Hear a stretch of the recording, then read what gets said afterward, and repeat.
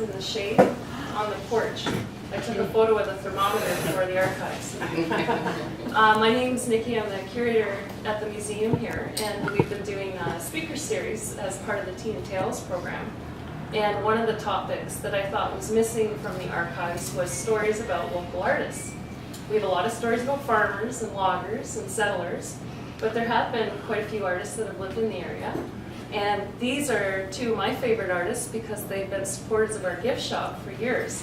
And they agreed to come and talk in a very informal way about being an artist and their journey as artists in Pemberton. So that's what we're going to talk about today. George is going to film us for the record.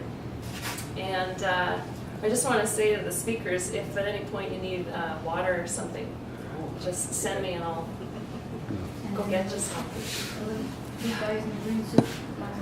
And same with anybody here, if you got to get up, no problem. We'll just keep running the camera anyway. So I think I'll start with Judy. She's got her book of art, her glass works. Judy's a glass artist. And I thought I'd just start by asking you how you got started as an artist, Judy. Well, actually, I got started when back in 1978. I was living with two other women in a house in Port Kells, and one of the women in the house was an art student at Vancouver Art School, and she was working on a stained glass project at the time for her class. I kind of look over her shoulder and check it out, and then that was fun. I was always intrigued with it, even since when I was a little girl. The church that we used to go to had 8 stained glass windows. So of course I spent more time looking at them than anything else. Anyway, and then I met my husband. What became my husband. I met Hugh when he was teaching in Surrey, and we got together. That was it. Met and fell in love, and decided that we at the time, my job, I was doing youth counseling, family counseling with young people in the community, and my husband was a school teacher, and his job had ended and my job had ended. And so we sort of met at this juncture where we were both looking for something to do, or what to do with the rest of our lives, we would say. And we both knew we wanted to travel, but we also knew we'd like to have our home with them. So our first stained glass projects began with building our home on the back of an old 5-ton Chevy truck, complete with 14 stained glass windows. Oh my goodness. Right. Wow. That's right. You got a picture of that, Judy? There you go. So, so that's what we did. We spent about 6 months building it right from scratch all the way through. And then when it was done, we started traveling. And as we traveled, people admired our stained glass, and I actually still kind of kept wanting to do it. So as we traveled, in the evening, I would sit at the picnic tables or campsites where we were, or not campsites, and I would cut small little sun catchers. And then every once in a while, we'd have to pull into a campsite that actually had electricity, so I could plug in my soldering iron. And I would solder them, and people would come by, and they would buy them from us. And so that was our gas and travel money to go across Canada and back. So it became, so we came back to BC in 1979, and Hugh's father was overseas. He was in the oil business, and he got out of Iran just before the Shah and all that kerfuffle that happened over there. So he came back, and he needed a place to live. We needed a place to live because travel days were starting to wear on us. And so we saw an ad in the paper, and It was the site that we bought in Pemberton in 1980. We looked at it May 1st and May 30th. We drove this into Pemberton. Caused quite a stir, I think. I remember. Went to May. Yeah, there's probably a few people here that remember us coming into town. And we parked it on the land, and we took it off the truck, and it still is a part of our house. We built around it, kept building, and so it's still with us. We even have the old truck out in the back. And before we had done that, we had done the paperwork and set up our company, our Glassworks, which is still this year is our 30th year in business. And so what we do is we do custom stained glass. Always wanted to stay with that. Mostly I'm self-taught, but I've done some studying at a school called Pilchuck Glass School in Washington.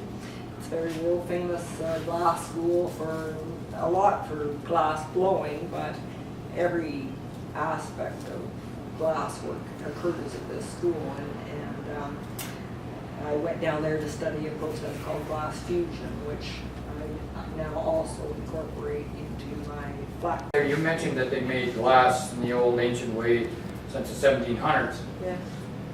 What kind of sand did they use? Where did they get the sand? I mean, is sand of sand? Is glass glass? Yeah, I think sand is sand. Good pure silica type sand.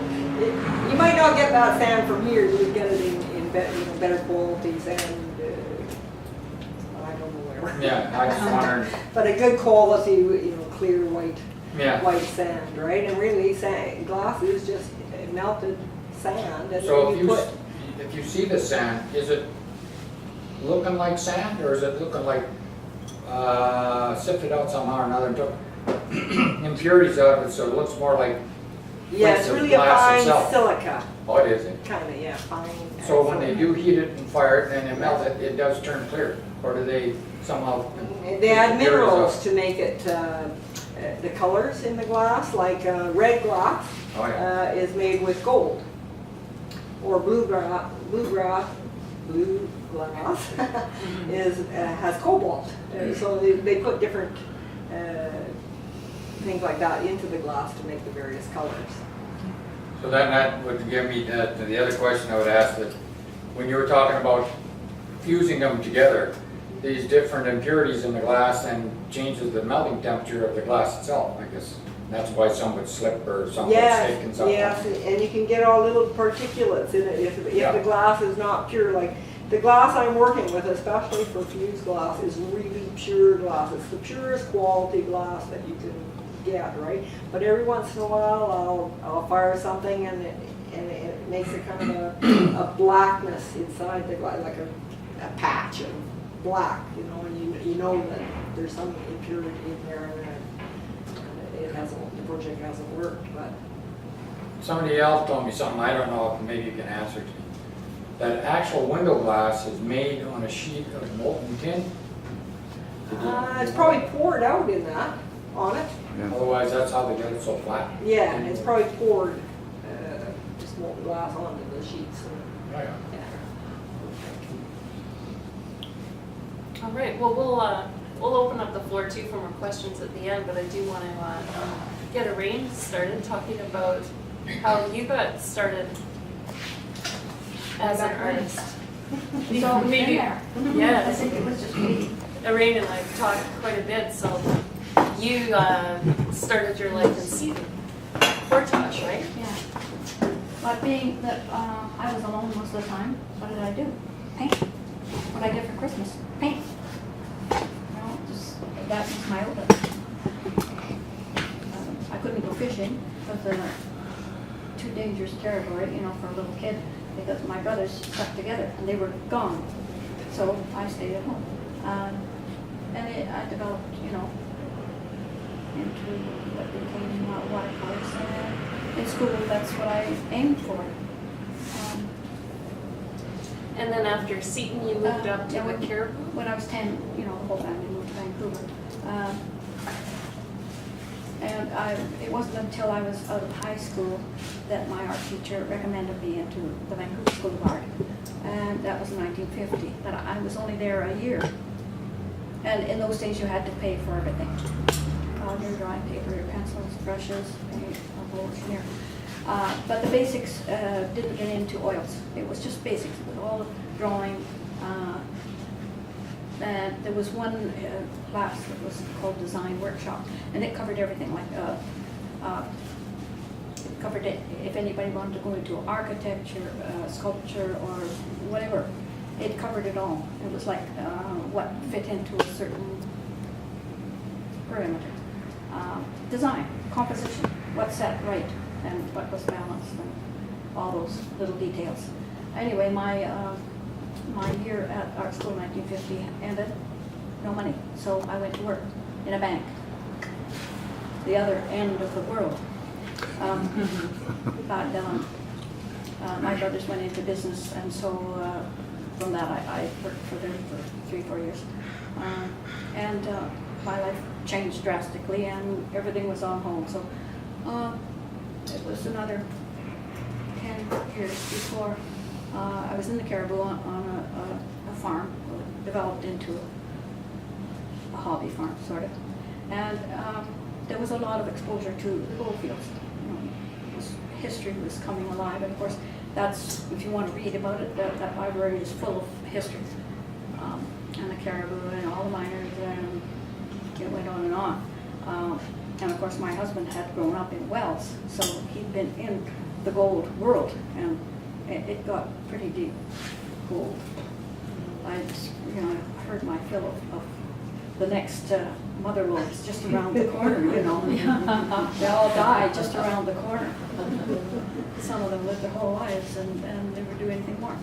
Anyway, it inspired me, and I think it was that history that made me look at every aspect of art. You know, the Caribbean is very colorful, especially in October, the sunsets. I don't think there's any place that has sunsets like that. And so I started seeing color, and of course at 6 o'clock in the morning I'm looking at the sun rises and all these colors that didn't fizz on me before. Vancouver is the grayest city could possibly be. There's no color.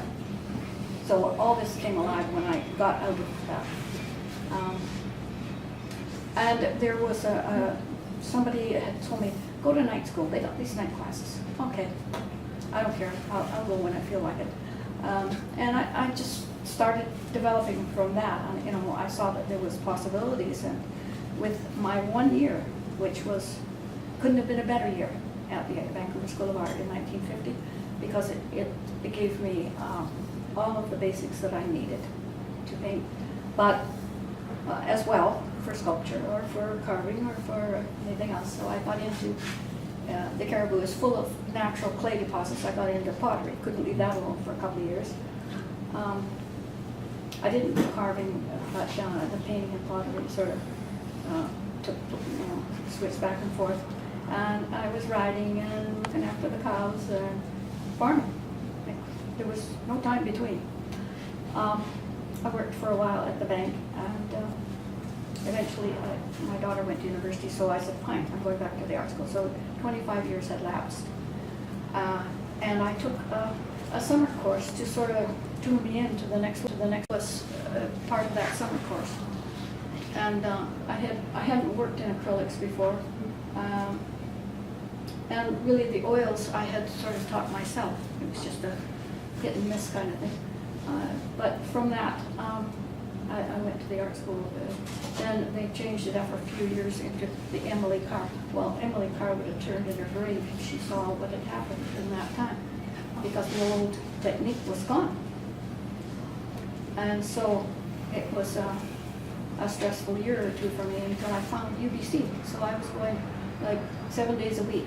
I was working in the bank on days that they would have me, Saturdays and Mondays.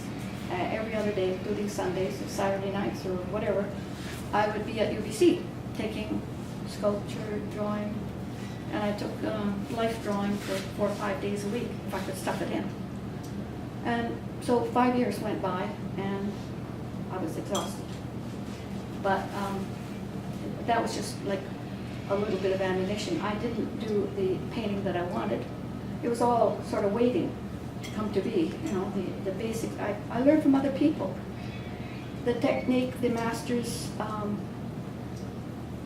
drawing of everything had been on hold. I don't know why, but in that time from 1970, well, in the 80s when I so-called graduated, but I felt that I was just beginning. I hadn't learned what I wanted. There was a little bit of ammunition there, but not much, because the masters were in Europe. So I started writing all over, and it wasn't, you know, until a few years later when I was living in Pemberton that I finally talked to somebody in New Brunswick after searching, and they said, "You're not going to find it here. You have to go to Europe." So I scooted to Europe. I went to Italy, and that was in '99. I took the history of Florence and Rome in that year, and then 2 years later I went back and for 2 months took the painting with schools that taught right from scratch, grinding oils, the medium that you use, how to lay out a portrait, and of course the many galleries and sculptures were just overwhelming. And so that was in 2001 when I completed the portraiture that I was hungering for, that just Canada didn't give me. And so 2 years later I went to Norway, and because the lady that I had met in Florence had school in Norway, and it's the only classical school in Norway. So that was a treat. And after that, I just searching in every medium. Watercolor, of course people think that all I ever do is watercolors and flowers.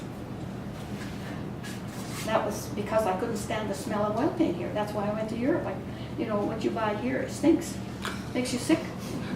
I couldn't stand it in the house. So that's why I did flowers and watercolor. And they work. Yeah, I guess I was supposed to do that because flowers are best with watercolor. I think they were made for each other.